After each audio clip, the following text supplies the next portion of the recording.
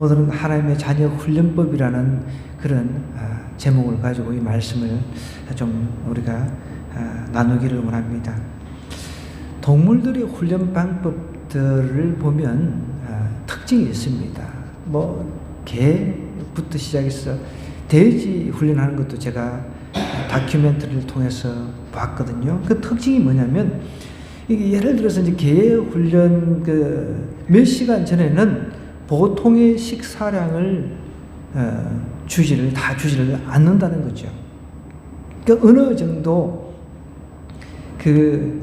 줘야 될 그 양을 갖다가 한꺼번에 다 주지 않고 일부분만 주는 거죠. 뭔가 부족하더라고. 그래서 우리 사람은 그렇게 했다가 눈이 뒤집어지죠. 사람을 훈련시키기 위해서 우리 아이들한테 그랬다가는 뒤집어집니다. 요즘에는 아동학대로 신고당해요. 예전에야 미워가지고 성질 나가지고 오늘 밥 굶어 이렇게 할 수 있는데, 요즘에는 그랬다가는 이제 신고를 해버리면 아동학대에 걸린다는 거죠. 우리 사람은 동물처럼 이렇게 줄 것 안 주고 이렇게 훈련을 시키지는 않는다는 것이죠. 하나님의 훈련 방법도 특이합니다. 하나님이 사람을 훈련하는 그 방식이 있다는 거예요. 하나님이 인간을 만드셨잖아요. 근데 인간을 만든 이 인간 피조물이 만들어 주신 그 창조주의 그 말을 안 들으니까 하나님은 하나님의 방법대로 인간을 훈련시키는 게 있는데, 오늘 그 내용이 사실은 오늘 우리가 읽은 이 본문에 다 들어가 있습니다. 그래서 하나님의 자녀 훈련법을 우리가 한번 말씀을 통해서 좀 배우고 은혜를 나누기를 원합니다. 오늘 먼저 17절부터 18절의 내용을 한번 볼게요.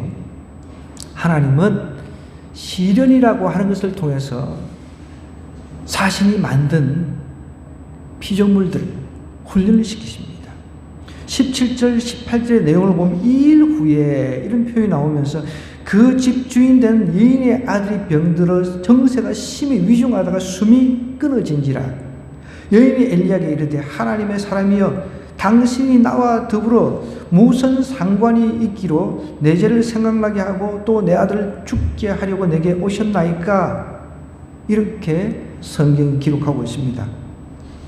이 일이라고 하는 것은 사르밧이라고 하는 지금으로 치면 이제 시돈, 어떤 시리아 쪽이라고 보면 됩니다.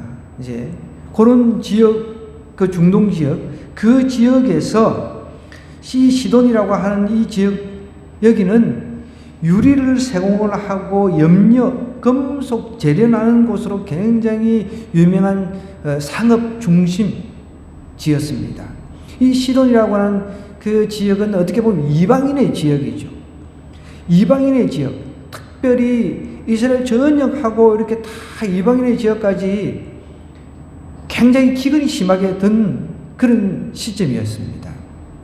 그때 하나님께서 이렇게 시돈 지역으로 가가지고 그 사르밧이라고 하는 이 지역으로 가가지고 한 가부를 찾아라 라고 하나님께서 명령을 하신 거예요. 거기서 한 가부를 통해서 공개를 받으라. 네가 먹을 것, 집, 살 집, 이 모든 것을 그 가부를 통해서 공개를 받으라는 거예요. 공급을 받으라는 것입니다. 그렇게 지시를 받고서 이 엘리야라고 하는 선지자, 우리가 알고 있는 선지자 중에서 죽음을 경험하지 않고 하늘나라 간 사람이 엘리야입니다. 에녹이 있습니다. 에녹도 예언자입니다. 예언자. 두 사람이 있는데 죽음을 경험하지 않고 하늘을 올라간 사람 중에 한 사람의 에녹이 있고요.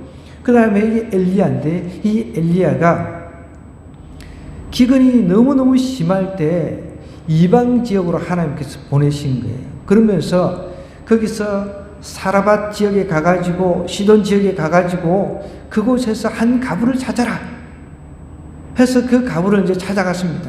근데 이제 그 가부를 찾아갔더니 그 가부는 여기 오늘 본문 다시 한번 여기 13절부터 여기 이제 8절부터 쭉 그 내용이 사르밧 가부를 찾아가가지고 어떻게 이제 그 사르밧 가부를 만나서 그 경제적인 문제를 해결해 준 내용들이 다 나와 있어요.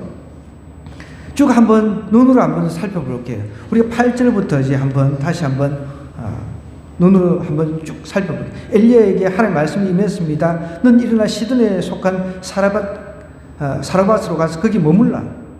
내가 그곳 가부에게 명령하여 내게 음식을 주게 하였느니라. 그가 일어나 사르밧으로 가서 성문에 이를 때에 한 가부가 그곳에서 나뭇가지를 줍는지라. 이에 불러 이르되 청하건대 그릇에 물을 조금 가져다가 내가 마시게 하라. 그가 가지러 갈 때 엘리야가 그를 불러 이르되 청하건대 내 손에 떡 한 조각을 내게로 가져오라. 그가 이르되 당신의 하나님 여호와께서 살아계심을 두고 맹세하노니 나는 떡이 없고 다만 통에 가루 한 움큼과 병에 기름 조금뿐이라. 내가 나뭇가지 둘을 주우다가 나와 내 아들을 위하여 음식을 만들어 먹고 그 후에는 죽으리라. 사르밧 가부의 상태가 지금 어떤지 지금 성경이 기록하고 있습니다. 지금 떡 하나, 모든 재료하고 이제 재료 가지고 떡 하나 만들어 먹고 독자인 아들 하나하고 죽으려고 지금 준비를 하고 있는 사람한테 그거를 가지고 그 재료를 가지고 만들어 가지고 그 떡을 나한테 엘리야한테 가져오라 이렇게 지금 이야기를 하고 있다는 거예요. 너무 황당한 거죠. 지금 먹고 죽으려고 하는데 그 내용입니다. 그러자 엘리야가 이렇게 13절에 이야기를 해요. 엘리야가 두려워하지 말라. 가서 내 말대로 그렇게 떡을 만들어라는 거예요. 만들어 가지고 먼저 그것을 나를 위해서 작은 떡 한 개를 만들어 내게로 가져오고 그 후에 너와 내 아들을 위해서 만들라라고 이야기를 하는 거예요. 지금 집에 재산이라고 하는 건 하나도 없는데 이제 떡 하나 만들어 먹고 아들하고 이제 어떻게 보면 죽으려고 하는데 그거를 선지자를 위해서 만들어서 갖다 바치라. 그리고 나한테 네가 알아서 해라. 이런 식으로 이야기를 하니 너무 황당한 거예요. 그러자 이제 이렇게 또 엘리야가 이야기를 하는 거예요. 14절에 보니까 이스라엘의 하나님 여호와의 하나님 말씀이 여호와가 비를 지면에 내리는 날까지 그 통에 가루가 떨어지지 아니하고 그 병에 기름이 없어지지 아니하겠다라고 분명히 엘리야 선지자가 말씀으로 이렇게 분명히 약속을 합니다. 그런데 사실 이런 말씀이 그렇게 귀에 들릴까요? 지금 먹고 죽으려고 지금 준비하고 있는데 사람이 지금 경제적으로 고통이 심하면요 아무 이야기가 안 들립니다. 실질적으로 우리 목회자들도 마찬가지입니다. 믿음이 좋은 것 같아도 어떤 극한 상황에 처하면은 극단적인 선택을 하는 거예요. 제가 용인동부에서 목회를 할 때 그 주변의 목사님이 경제적으로 어려워 자살을 했대요. 경제적으로 어려우면 그렇게 목회자고 뭐고 상관없이 믿음이 바닥으로 뚝 떨어져 버리는 거예요. 지금 이 사르밧 가부도 경제적으로 너무 어려워가지고 먹고 살 길이 없으니까 아들하고 둘이서 이제 마지막 남은 양식 하나 가지고 떡 하나 만들어 먹고 자살하려고 어떻게 보면 죽으려고 작정하고 있는 거죠. 여러분, 그렇지만 우리가 자살을 거꾸로 하면 살자가 되잖아요. 우리는 음식 때문에, 먹을 것 때문에, 경제적인 문제 때문에 이렇게 극단적인 생각까지 하면 안 된다는 거예요.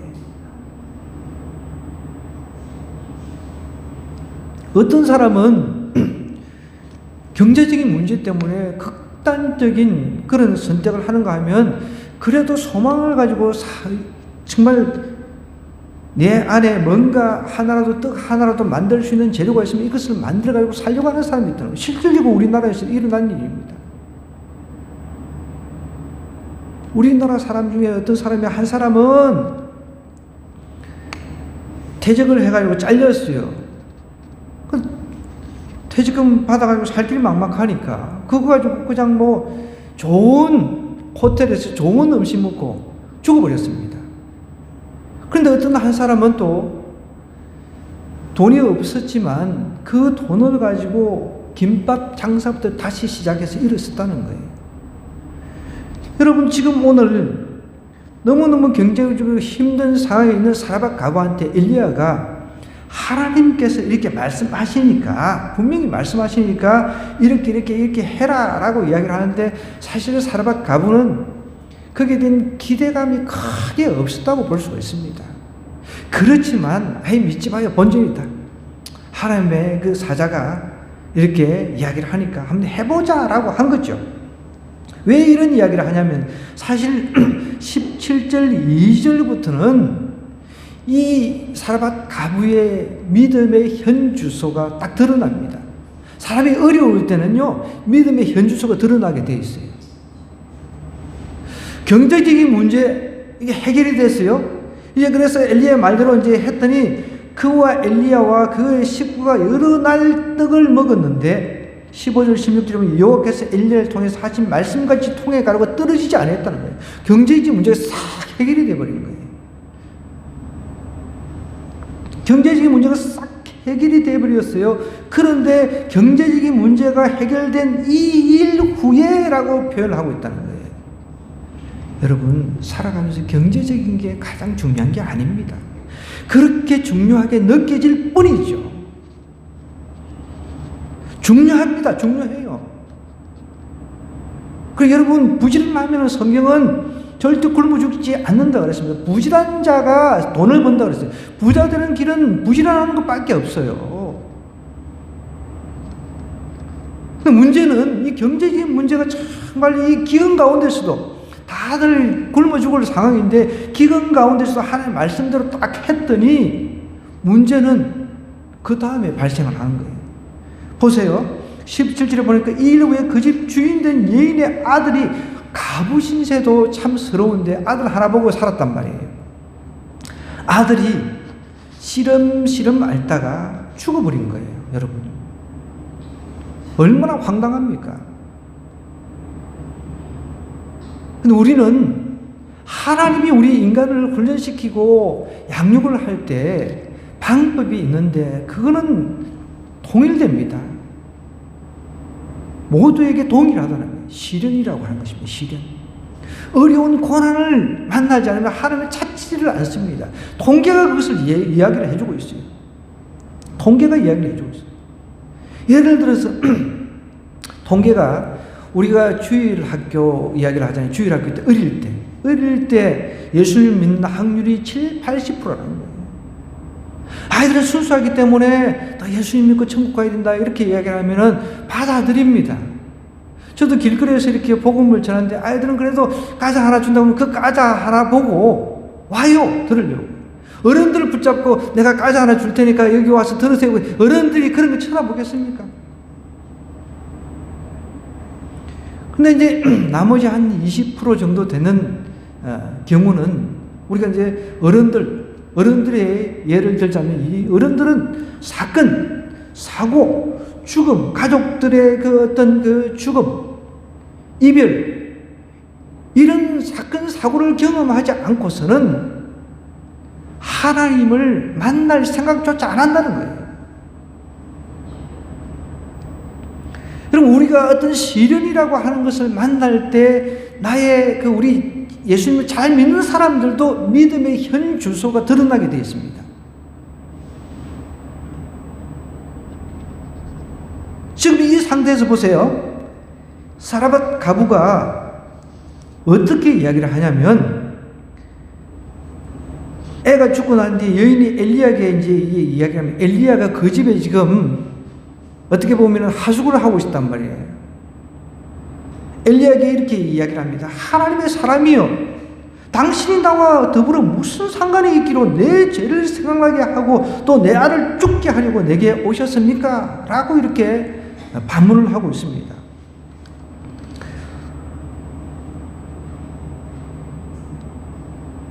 정말 어떻게 보면은 엘리야 입장에서도 당황스러운 거죠.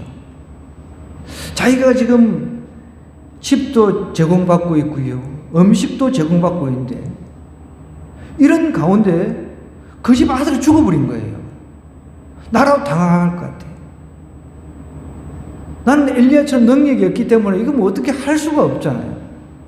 근데 이 엘리야는 하나님께 능력을 주셔가지고 나중에 아이를 살렸지만 지금 이런 상태가 되면 엘리야도 뭐 당황하지만 문제는 이 여인이 이런 시련을 왜 당했냐는 거죠. 여러분, 하나님께서 우리에게 어려움을 주시는 데는 이유가 있습니다. 물론 욥처럼 딱 특별하게 아무 우리가 생각할 때는 뭐 이유 없이도 하나님께서 시련을 주시는 경우가 있습니다. 그런 예외적인 상황을 우리가 제외하고 보편적으로 하나님께서 우리를 양육시키는 방법에는 시련이라고 하는 방법이 있다는 거예요. 왜? 사람들이 마음이 너무 강팍해 있다는 거예요. 너무 강팍해가지고 말을 안 듣는 거예요.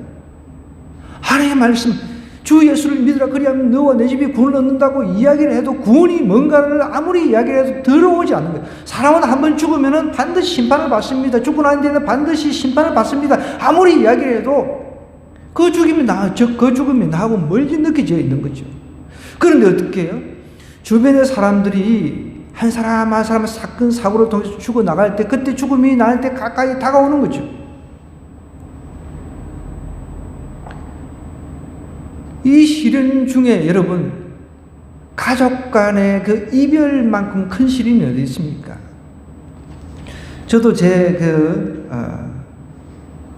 남동생이 제가 신학대학원을 다닐 때 죽었어요. 전 지금도 생생하게 기억합니다. 새벽에 전화 오는 것 여러분, 좋은 전화 하나도 없습니다. 여러분 새벽에 로또 당첨 받았다고 전화 온 사람이 있습니까? 그거는 뭐 잠자고 나서도 너무 기분이 좋아가지고 그렇잖아요. 잠자고 나서도 전화할 수 있잖아요. 그런데 새벽에 저희 큰형한테 전화 와가지고 동생이 죽었다고 전화가 왔는데 아유 뭐 저도 정신이 없죠. 그나마 그래도 그 동생이 복음에 있어서 굉장히 좀 뭐랄까 수용적인 사람이었어요. 근데 그 동생이 결혼해가 아이 한 명 놓고 아들이 3살일 때였단 말이에요. 저는 학기 중이었기 때문에 학교에 이야기를 하고 부랴부랴 저희 서울에 계신 저희 숙부님하고 차를 타고 이제 내려갔습니다. 그러니까 이미 뭐 내려가서 보니까 뭐 시체는 가난 안에 있고, 그런데 저는 그래도 믿음이 있어가지고 하나님, 이 시련이 기적이 되는 그런 역사가 일어나게 해달라고 그렇게 내려가면서부터 기도하고, 그리고 가자마자 제가 간을 먼저 이제 찾아가가지고 보통 이제 병원에 가면 이제 간이 있잖아요. 시체를 이제 냉동 보관을 하잖아요. 그죠? 냉장고에. 꺼내가지고 제가 얼굴에 내가 손을 얹고 막 기도를 했어요. 얼굴에 손을 얹고. 그 죽은 시체는 아주 차갑잖아요. 딱 보면은. 하나님 기적의 역사 일어나게 해 주시옵소서. 그래서 이런 역사가 일어나가지고, 뻘떡 일어나가지고, 온 식구들이 다 믿는, 예수님 믿고, 막 정말 할렐루야 하는 그런 역사가 일어나게 해달라고. 제가 막 얼마나 간절했겠습니까? 시체에 손을 얹고. 그런데 오늘처럼 이 엘리야가 하나님 기도해서 아이가 살아나는 기적은 일어나지를 않았습니다. 그래서 저는 그 장례식 내내 한 5일 동안 아예 먹질 않고 죽어버리기를 그런 마음으로 기도를 했어요. 하나님, 나는 예수 믿고 천국에 대한 소망이 있으니까 저를 차라리 데려가시고, 아직까지 천국에 대한 소망도 없고 예수님도 확실하게 모르고 죽은 이 동생을 대신 살려주세요. 그러면서 제가 기도하면서 5일을 보냈습니다. 그래서 아무 역사가 일어나진 않았어요. 그런데 딱 하나 반응은 있었습니다. 형제들, 가족들이 사람은 이렇게 가는 순서는 없구나. 그러면서 마음이 조금 열렸어요. 오는 순서는 있는데 가는 순서는 없다는 것을 그때 비로소 확실하게 깨닫더라는 거예요. 그 지금까지도 제가 그 가족들 영혼 구원을 위해서 기도를 하고 있습니다. 여러분들, 사람은 한 번은 다 죽게 되어 있습니다. 이 아들, 가부의 아들이 죽었듯이, 그런데 가부의 아들이 죽었다는 것은 너무너무 슬픈 일이에요. 다른 것보다도 이제 몇 살 이제 안길 정도면 그렇게 나이가 많은 그런 아이가 아니잖아요. 그죠? 청소년만 돼도 우리 뭐 중학교 우리 그 둘째 놈 중3인데도 뭐 70, 항상 사람들이 나보다 그 키가 크네요 뭐 이렇게 이야기를 하는데 어떻게 그런 애들 안고 이렇게 다닐 수 있겠습니까? 그러니까 여기서 아이의 어떤 나이를 우리가 추적을 하자면 그렇게 많은 나이가 아니란 말이에요. 뭐 한 대여섯 살 정도 이렇게 됐을 수도 있겠죠. 근데 아이가 인생을 살아보지도 않고 제대로 살아보지도 않고 죽어버렸어. 그게 너무 아픈 거예요. 우리가 세월을 경험했는데 왜 가슴이 아픕니까? 아이들 새파랗게 아직 인생을 제대로 살아보지도 않은 아이들이 죽었기 때문에 온 국민이 통곡하고 가슴을 찢는 것이죠. 이 아들이 죽어버린 거예요. 어떻게 보면 자기 생명보다 더 귀중한 아들이었습니다. 이런 시련이 이 가부에게 닥친 겁니다. 하나님께서 경제적인 문제를 딱 해결해 주시고 이런 시련을 허락하신 이유가 뭐냐는 거예요. 분명히 이유가 있다는 거예요. 왜요? 첫 번째는 이 여인의 이 신관을 바꾸기 위해서입니다. 신관. 보세요. 여기 보면 여인이 이렇게 얘기해요. 18절 엘리야가 이렇게 이야기를 해요. 하나님의 사람이여 당신이 나와 더불어 무슨 상관이 있기로 내 죄를 생각나게 하고 또 내 아들을 죽게 하려고 여기 왔습니까? 이렇게 이야기를 하고 있습니다. 여러분, 하나님은 우리 삶 속에 잠깐 시련의 시간을 주십니다. 그러나 하나님의 선하신 계획이 이 그 시련 가운데 있다는 것을 알아야 돼요.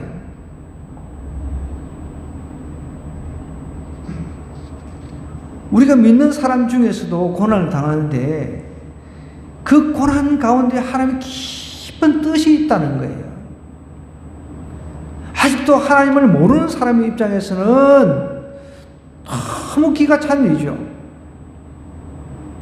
여러분, 여기서 사라밧 가부의 신관을 한번 생각해 보자는 거예요. 그 어떤 신적인 관념이 다 각자 가지고 있거든요. 그때 당시 수천 년 전에 이 사라밧 가부는 이방인이었습니다. 그러니까 내가 조금만 잘못하면 신은 벌을 내리는 거예요. 그리고 내가 좀 잘하면은 나에게 경제적인 그런 풍성한 위로를 해주시는 거예요. 그런 식으로 이 사라밧 가부는 생각한 거죠.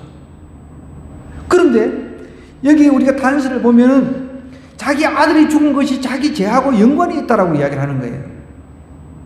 그나마 어떻게 보면은 이 큰 사건 앞에서 자신의 죄를 볼 수 있다는 것은 대단한 거죠. 그런데 잘 생각해 보자고요. 하나님께서 우리가 조금만 잘못하면 하나님께서 막 벌을 내리시고 다리에 뭐 하나를 분지를 버리고 또 뭐 약간만 좀 잘못하면 눈 멀게 해버리고 그런 하나님이 아니시거든요. 그런 하나님이시라면은 우리 죄 문제를 해결하기 위해서 이 땅에 내려오실 이유가 없죠. 그렇잖아요, 여러분. 아예 그냥 십자가 질 생각 안 하시고 그냥 우리가 잘못했으면 싹 쓸어버리고 노아 홍수 때처럼 싹 다 쓸어버리고 다 죽여버려요. 하나님은 그러신 분이 아니란 말이에요. 하나님은 사랑의 하나님이시라 그랬어요. 우리가 시련당하고 우리가 어려움 당하면 하나님께서 그런 것을 원하시지 않으신다는 거예요. 우리가 풍성한 삶, 잘되는 삶, 뭐든지 이런 삶을 살기를 원하시지. 그런데 우리가 빗나간 삶을 살고 있어. 우리가 하나님에 대한 잘못된 생각을 가지고 있어. 잘못된 고정관념을 가지고 있어. 이런 것들을 다 없애주기 위해서 하나님께서 우리에게 시련이라고 하는 것을 주신다는 거예요. 이 사라밧 가부는 신 하면은 내가 조금만 잘못하면은 그냥 벌을 내려버려. 그리고 내가 좀 신에게 마음에 드는 행동을 하면 나에게 막 복을 주시고 그런 생각을 가지고 있었던 거죠. 그래서 하나님께서 이 가부의 아들을 죽이시는 생명을 취해가는 사건들을 통해서 이 사라밧 가부의 신적인 관념을 새롭게 재정립하는 거예요. 여러분, 우리도 마찬가지예요. 예수님 안 믿는 사람은 우선 믿어야 돼요. 믿고 구원에 대해서 알아야 됩니다. 그러나 예수님 믿는 우리들도 마찬가지입니다. 내가 조금만 잘못하면 하나님께 벌을 내리시고, 조금만 잘못 안 하고 또 내가 열심히 그 예쁜 짓 하면 하나님께 복을 주시고, 그렇게 선과 악을 완전히 이분법적으로 이렇게 해서 우리에게 복 주고 죄악을 벌하고 그런 신분이 아니라는 거예요. 그러시면은 예수님께서 굳이 십자가라고 하는 것을 힘들게 질 이유가 없는 거죠. 이런 잘못된 신적인 그 어떤 개념을 하나님은 깨부시기를 원하시는 거예요. 어쨌든 이 사르밧 가부는 자기 아들 죽은 사건이 자기 죄하고 연결되어 있다는 거예요. 어떤 죄인지 구체적으로 성경 기록하고 있지는 않지만 왜 내 죄를 생각나게 하고 또 내 아들을 죽게 하려고 내게 오셨습니까? 라고 이야기를 하는 거예요. 그때 당시 선지자, 보통 이제 하나님의 사람이라고 하는 사람들은 하나님을 대신해서 와가지고 죄를 지적하고 죄에 대한 대가를 치르게 하고 벌을 주고 상을 주고 이런 생각을 했던 거죠.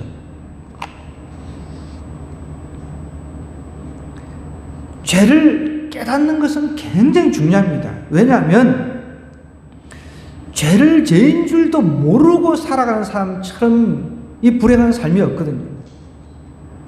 여러분, 우리 죄 중에 가장 큰 죄가 하나님을 모르는 죄입니다. 하나님이 우리를 위해서 십자가를 지시고 우리 죄 문제를 해결해 주시고, 그래서 3일 만에 다시 살아나시고 부활하신 그 예수님, 우리의 구원자로 오신 그 예수님을 인정하지 않는 죄가 가장 큰 죄라는 거예요. 그것보다 큰 죄는 없습니다. 왜냐하면 사람은 딱 한 번은 죽잖아요. 죽고 난 뒤에 끝이 아니잖아요. 죽고 난 뒤에 심판이 반드시 있다 그랬습니다. 모든 사람은 죽습니다. 아이도 죽지, 어른도 죽지요. 누구든 다 죽습니다. 나이를 먹어서 꼭 죽는 것이 아니라, 그죠? 근데 이 죽음의 문제를 해결하실 수 있는 분은 하나님밖에 없단 말이에요. 그래서 예수님께서 부활과 진리와 생명 되신 예수님께서 죽으셨다가 부활하신 모습을 모든 제자들한테 보여주셨단 말이에요. 그러면서 자신이 부활이라는 것을 이야기하셨습니다. 우리는 죽고 나서 끝이 아니라 죽고 난 뒤에 우리는 부활을 한단 말이에요. 예수님 모르고 죽어버리면 악의 부활, 악한 부활, 지옥에 가서 영원히 사는 것이고, 예수님을 알고 죽으면 영원히 천국에서 사는 것입니다. 선한 부활로 이어진다는 것입니다. 근데 이것을 인정 안 하는 죄보다 큰 죄는 없는 거죠. 로마서 말씀에도 이렇게 이야기를 하고 있는데, 우리가 아직 죄인 되었을 때 예수님께서 우리를 위해서 죽으심으로 하나님께서 우리에 대한 자기의 사랑을 확정해 주셨다 그랬습니다. 하나님이 사랑이시니까 우리 대신 죽으셨다는 거예요. 이 가부, 사르밧 가부는 자기 아들보다 자기가 차라리 죽었으면 이런 생각을 했을 겁니다. 그런데 이 아들이 죽는 사건은 오히려 미래의 소망을 주기 위한 하나님의 계획이 있었다는 거예요. 그래서 우리가 흔히 이야기를 하잖아요. 고난 뒤에 오는 그 복을 생각하라 그러잖아요. 예레미야서 29장 11절은 이렇게 이야기를 합니다. 나 여호와가 말하노라, 너를 향한 나의 생각은 내가 하나니 재앙이 아니라 그러십니다. 하나님께서 만드신 그 사람들에게 재앙을 주기를 원하시지 않는다는 거죠. 재앙이 아니라 평안이요 너희 장래에 소망을 주려 하기 때문이다 그랬습니다. 재앙이라든지 시련, 그래서 시련이라고 하는 것은 하나님께서 우리에게 미래 소망을 주기 위한 하나님의 한수인 것입니다. 지금 사르밧 가부에게 이 아들이 죽는 사건이 어떻게 보면 미래의 소망, 확실한 소망을 주기 위함이라는 거예요. 여러분, 사람이 죽는데 어떻게 다시 살아날 수 있습니까? 그런데 하나님께서 살리셔가지고 미래에 우리는 다시 사는구나, 죽어도 살겠고 다시 사는 이런 희망, 미래의 소망을 주었다는 것이죠.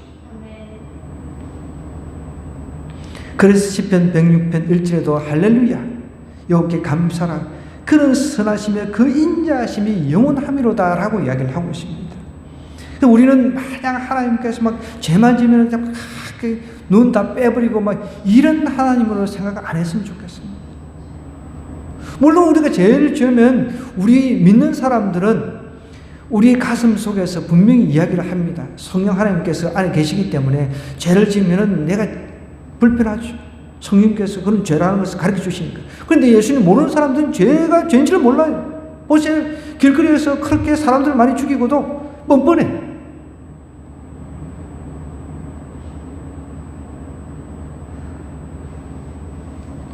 하나님은 우리를 훈련시키실 때 꼭 시련이라고 하는 것을 통해서 훈련시키신다는 거예요.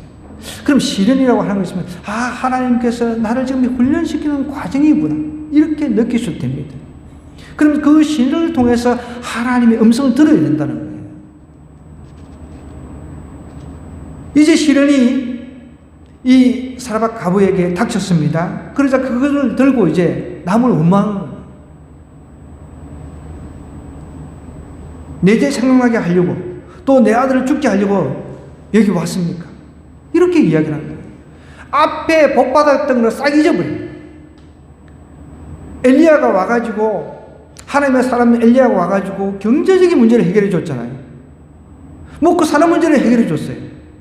근데 이 먹고 사는 문제 그래서 사람이요. 그래서 먹고 사는 문제가 가장 중요한 것 같지만 아니에요. 그죠?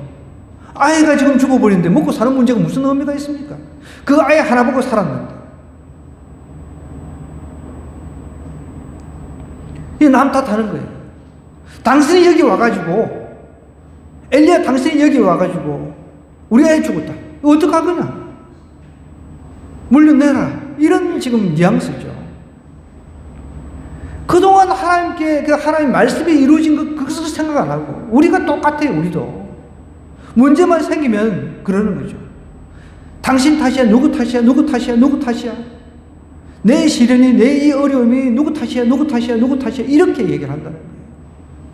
그 시련을 통해서 하나님의 음성을 들어야 되는데, 하나님께서 나를 지금 훈련시키는 과정이구나. 이렇게 받아들여야 되는데, 그러지도 않는다는 거죠. 볼까요? 이제 19절, 이제 21절에 이 이야기를 엘리야가 이제 딱 듣고 엘리야도 기가 차죠. 19절에 보면 이렇게 이야기합니다. 엘리야가 그에게 아들을 이제 달라 하니까 이제 그를 그 여인의 품에서 받아 안고 자기가 거치하는 다락에 이제 올라갑니다. 자기 침상에 누이고 하나님께 이제 부르짖습니다. 이르되 내 하나님 여호와 주께서 또 내가 우구하는 집 가부에게 재앙을 내리사 그 아들이 죽게 하셨나이까. 엘리야도 이제 뉘앙스가 그렇습니다. 하나님, 이 가부한테 가라 해놓고서는 그 가부를 통해서 공개받게 해놓고서는 그 아들 죽여버리면 어떡합니까? 지금 이렇게 이야기를 하고 있는 거죠. 그러면서 하나님 원하건대 이 아이의 혼으로 그 몸에 돌아오게 하옵소서 그렇게 이야기를 했습니다. 아이의 혼이 다시 돌아오게 해달라는 거예요. 여러분 여기서도 우리가 정확하게 짚고 넘어가야 될 것은요. 사람은 죽으면 영혼과 우리가 뭐 3분설, 2분설 뭐 다양한 그런 설이 있는데 어쨌든 영혼과 육체가 분리가 되는 거예요. 육체와 영혼이 분리되기 때문에 이것을 죽음이라고 합니다. 성경적인 죽음이 바로 이런 죽음이죠. 의학적인 죽음은 심장이 멈추고 내가 이제 죽고 뭐 여러 가지 이제 방법이 있잖아요. 판단하는 그 기준이 있는데 우리 성경적인 죽음은 영혼이 분리되는 거예요. 영혼하고 몸이 분리되는 것을 이제 죽음이라고 합니다. 완전히 죽어버린 거예요. 혼이 몸으로 돌아오게 해달라고 간절히 기도합니다. 그래서 뭐 생각마다 다 틀리겠지만 이 명절 때 여러분 우리 성묘도 하고 저도 어릴 때 많이 성묘 쫓아다녔거든요. 그래서 저는 예수님 믿고 난 뒤에 아이들한테 미리 제가 유언을 했습니다. 내가 죽거든 우리 집사람한테도 이야기했습니다. 나는 깨끗하게 화장해가지고 아예 찾아오지도 않는 바다라든지 싹 뿌려버리거나 아니면 그 강에다 싹 뿌려버려라. 내가 죽거든 여러분 생각해 보시면 나의 영혼은 천국에 가서 새로운 몸으로 부활할 그런 준비를 하고 있을 거란 말이에요. 나의 본체는 저기 가 있는 거죠. 천국에 가 있는 것이죠. 그런데 전혀 한 줌의 흙 가루로 돌아가는 거기 가서 막 그 구세들이 막 우리 아버지 여기 묻혔어 이런 어떤 의식을 가지고 막 찾아오고 그런 의미가 없는 거죠.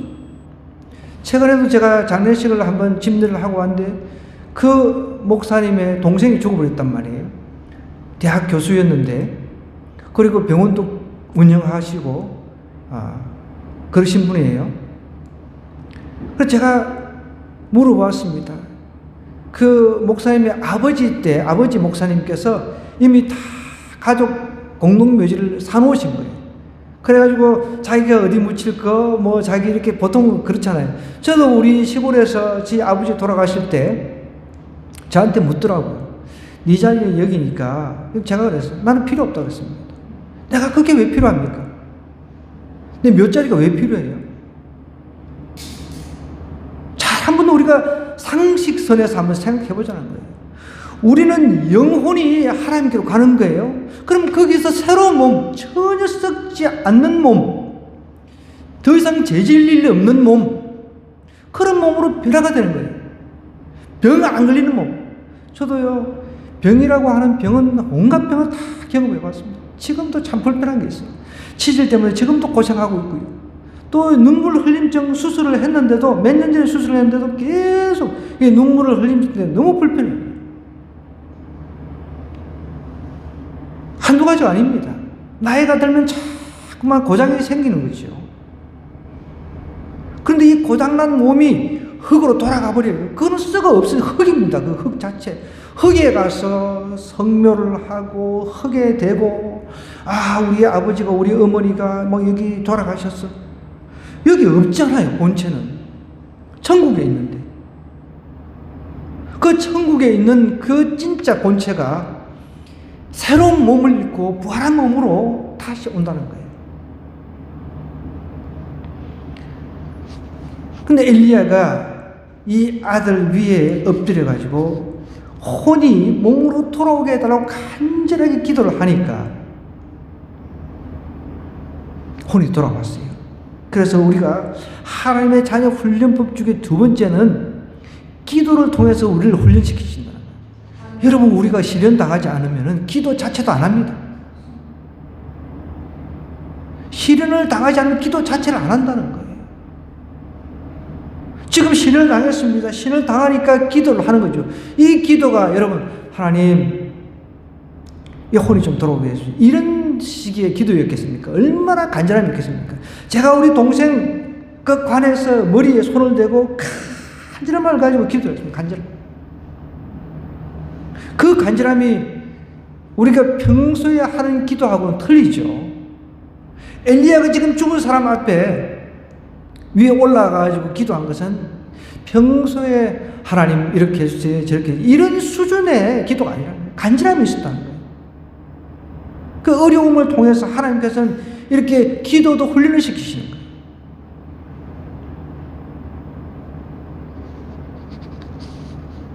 지금 우리 한국교회가 많이 다운됐다라는 이야기를 합니다. 절대 빈곤이라고 하는 것이 이제 없어지다 보니까 간절히 부르짖을 일이 없는 거죠. 한국교회가 성장하던 그 시절, 못 먹고 못 살 때는요, 새벽에 나와가지고 사람들이 하나님 앞에 막 부르짖습니다. 애기 업고 나와가지고 막 부르짖었어요. 철야, 밤새도록 철야라고 하는 것은 밤새는 거예요. 밤새는. 간절한 것이 있다는 거예요. 그 간절함을 가지고 하나님 앞에 기도하니까 기적의 역사가 많이 일어났습니다. 술 먹는 사람이 술 끊어버리고, 담배 피우는 사람이 담배 끊어버리고, 도박하던 사람이 도박 끊어버리고, 바람 피우던 사람이 바람 끝내버리고, 가정에 막 그 놀라운 변화가 일어났던 거죠.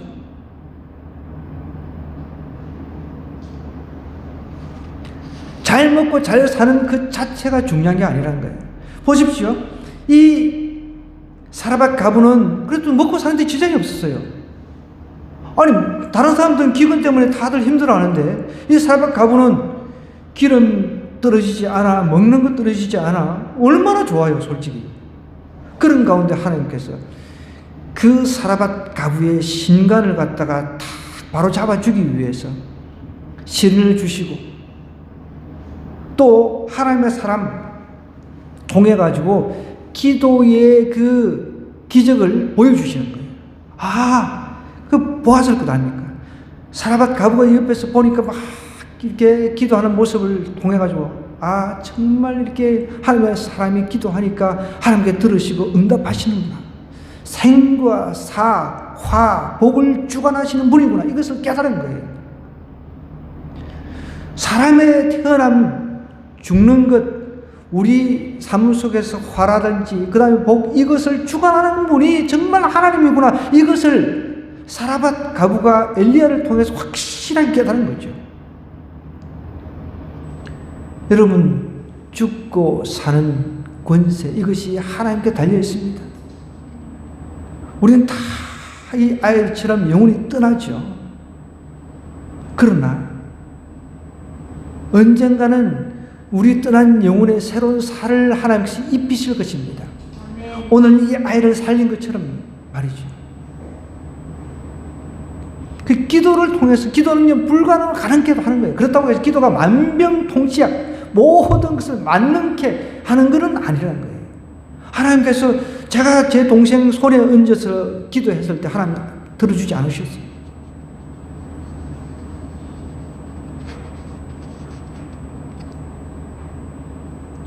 여러분, 물질이라고 하는 것, 경제적인 것, 이것이 좀 해결됐다 해가지고 하나님을 더 간절하게 찾지 않고 그럴 수가 있기 때문에 하나님은 시를 통해서, 그 다음에 이 시련이 오면은 반드시 사람들은 기도하게 되어 있거든요. 기도를 통해가지고 하나님께서 자녀를 훈련을 시키신다. 마지막 하나를 우리 한번 볼까요?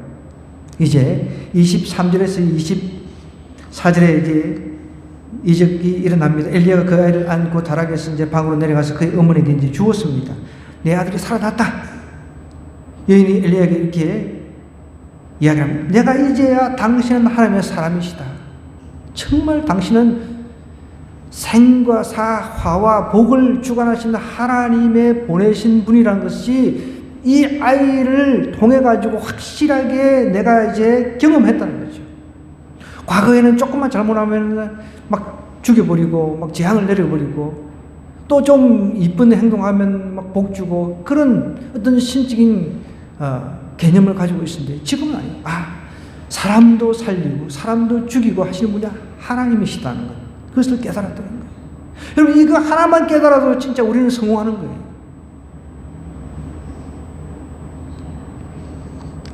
예수님께서 이 땅에 오셔가지고 공적 생애 동안에 제일 처음 가나안 그 혼인잔치를 통해서 물을 갖다가 포도주로 변화시키셨어요. 본질이 변한 거예요, 본질. 그걸 보여주셨어요. 하나님만이 무에서 유를 창조하시는 분이라는 거죠. 여러분, 저와 여러분 다 피조물이죠. 하나님께서 우리를 창조하신 것을 믿으시기 바랍니다. 아멘. 그런데 하나님이 우리를 죽이시기도 하시고 우리를 살리시기도 하신다는 거예요. 아멘. 그것을 바로 믿을 때 내가 이제 신앙이 이제 제대로 이제 정립이 되는 거죠.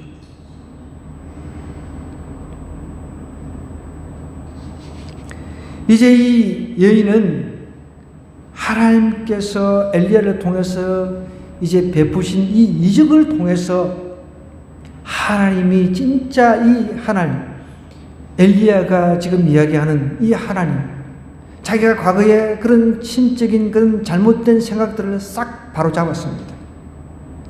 그래서 이제 슬픔이 기쁨으로 바뀐 거예요. 사라밧 가부는 너무너무 슬펐는데 슬픔이 기쁨으로 바뀐 겁니다. 여러분, 우리 삶 속에 슬픔을 기쁨으로 바뀌게 하시는 분이 하나님이신 줄 믿으시기 바랍니다. 아멘. 예수님께서 이 땅에 오신 이유가 바로 그거예요. 슬픔을 기쁨으로 바뀌기 위해서, 바꿔주기 위해서 오셨다는 거예요. 우리가 영원히 지옥 가야 될 운명이었단 말입니다. 저와 여러분이 다 지옥으로 가야 될 운명이었는데 그 운명을 싹 바꿔주셨다는 거예요. 우리 죄를 대신 짊어지시게 하시고, 성부 하나님께서. 그래서 그것을 다 짊어지시고 십자가를 지고 죽으셨어요. 그리고 그것이 끝이 아님을 보여주신 게 부활 사건 아닙니까? 우리가 예수 그리스도를 믿으면 예수님이 물류를 걸으셨고 무에서 유를 만드셨고 이런 것들을 통해 가지고 이분만이 진짜 신이구나, 다른 신은 없구나, 이것을 깨닫게 된다는 거예요. 그래서 저는 이 인생에, 제 인생에서 가장 행복한 게 예수님을 믿었다는 거예요.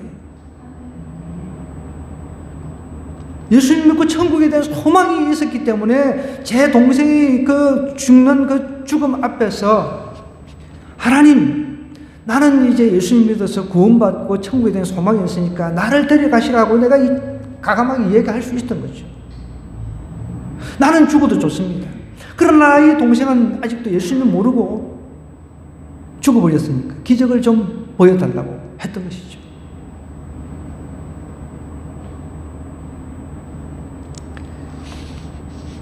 이 시돈 지역의 가부인 이 자매는 아들의 죽음과 아들의 그 소생을 통해 가지고 진짜 하나님을 만난 거예요. 진짜 하나님. 경제적인 만족을 채워주는 그런 단순한 그런 신이 아니라 모든 것을 주관하시는 분이구나. 죽고 살고 이것도 다 하나님, 그분이 진짜 하나님, 그분 성부 하나님, 그분이 주관하시구나. 그것을 아는 거예요. 그때 예수님에 대해서는 잘 알지는 못했겠죠. 근데 우리는 신약 시대를 살기 때문에 예수님이 우리 문제를, 제 문제를 해결해 주시기 위해서 이 땅에 오셔서 십자가를 지시고 이제 돌아가시고 부활하신 사건은 우리가 익히 알기 때문에 우리는 더 구약시대 사람들보다 더 명명백백하게 예수님이 정말 내 대신 나를 살리기 위해서 나를 갖다가 이 슬픈 가운데 있는 나를 갖다가 기쁨으로 변화시키기 위해서 이 땅에 오셨다라는 것을 정확하게 가르쳐주기 위해서 실물로 오셔가지고 그것을 갖다가 우리에게 보여주셨단 말이에요. 우리는 믿기만 하면 돼. 그걸 안 믿는다는 거예요, 사람들이. 너무 답답하고. 저도 제 친한 친구가 있어요. 너무 답답해. 사업하는 친구, 태국에 사업하는 친구. 얼마 전에도 길게 통화를 했어요. 이 친구도 처음에는 경제적으로 어려움을 좀 당해가지고 어떤 선교사님 그 덕분에 그 문제를 좀 해결을 했어요. 그래가지고 막 저한테 전화 와가지고 하나님이 있는 것 같다고. 그런데 웬걸 얼마 지나가지고 또 그 문제가 좀 안 풀렸어요. 그래가지고 성질 난다고 막 두 분 다시 이제 안 믿는다고 막 난리를 치는 거예요. 그래서 최근에도 또 이제 이 건축 사업을 하니까 집을 한 50채를 지어가지고 분양을 해야 되는데 나한테 전화가 온 거예요. 그래서 내가 막 대뜸 아주 막 큰 혼을 좀 냈죠. 여러분, 우리가 경제적인 문제가 해결되면 하나님 믿고 경제적인 문제가 해결이 안 되면 하나님 안 믿고 그런 게 어떻게 그렇게 그런 신간을 가지고 어떻게 우리가 삽니까? 저는 오히려 제가 영상을 찍어가지고 보내요. 듣든 말든 난 차라리 우리 친구가 다 망해버렸으면 좋겠어. 망해가지고 하나님을 찾더라도 지금 분양이 잘 안 된대요. 한 달에 하나씩 분양이 돼야 되는데 분양이 잘 안 된다는 거예요. 속으로 나는 나중에 내가 보내가지고 이제 또 나한테 전화가 욕을 하든 말든 쫄딱 망해버리시면 좋겠는 거예요. 그렇게 해서 하나님을 찾을 수 있다 그러면 그것이 복인 거죠.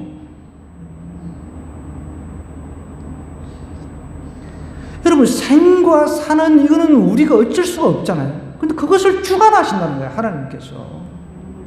그것을 사람의 가부가 정확하게 깨달은 거예요. 여기에 뭐가 필요합니까? 이 돌아온 아들을 보면서 막 하나님께서 이 경제적인 그런 거 생각도 안 하는 거죠, 사실은. 하나님께서 나의 생과 살을 주관하시는구나. 이거 한 가지만 우리가 알아도 우리 똑바로 살 수밖에 없는 거예요. 하나님께서 우리를 훈련시키는 그 방법은요, 시련을 통해서, 또 기도를 통해서, 또 이렇게 이적을 통해서, 이적을 보여주면은 그래도 확실하게 믿게 되잖아요. 이렇게 이적을 통해서 이렇게 우리를 훈련시키십니다. 여러분, 그런데 이런 이적을 경험하지 않고 믿는, 자연스럽게 우리 부모를 통해서 우리 학생들 잘 들으세요. 우리 청소년들 잘 들으세요. 정말 어렸을 때부터 자연스럽게 하나님을 배워서 믿는 이 믿음도 굉장히 귀중하다는 거예요. 아, 나도 죽었다가 태어나고 싶어. 이런 사람이 있으면 이건 무식한 거죠. 여러분, 정말 죽은 자가 다시 살아나는 것보다 더 큰 기적은 내가 영원히 죽어서 지옥 가야 될 운명인데 예수님께서 이 땅에 오셔가지고 내 죄를 대신 짊어지고 십자가를 지셨다는 거예요. 근데 이 사건을 내가 믿는 것, 이것보다 더 큰 기적은 없다는 거예요. 결국 보십시오. 이 사라밧 가부는 경제적인 문제 통해서 죽으려고 했단 말이에요. 그런데 경제적인 문제를 하나님께서 해결해 주셨어요. 그죠? 근데 경제적인 문제 가지고 이제 먹고 살만하네. 남들은 다 힘든데. 그런데 하나님께서 그 마음을 다 아시고 그걸 갖다가 바로 잡아주시는 거예요.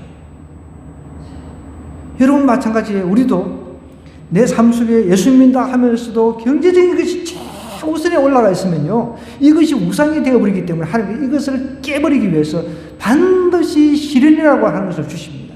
그것이 자녀에게 이렇게 닥쳤던, 개인에게 닥쳤던 어떤 주변 환경을 통해서 하나님께서 반드시 그걸 이야기를 하신다는 거예요. 왜? 하나님 그걸 못 보시니까. 하나님보다 더 좋아하는 게 없어야 되거든요. 하나님께서 사라밧 가부가 이제 먹고 살만하다, 그래도 우리 아들 잘 커야지, 이런 생각을 하고 있을 때 그 아들조차 하나님께서 싹 죽여버렸습니다.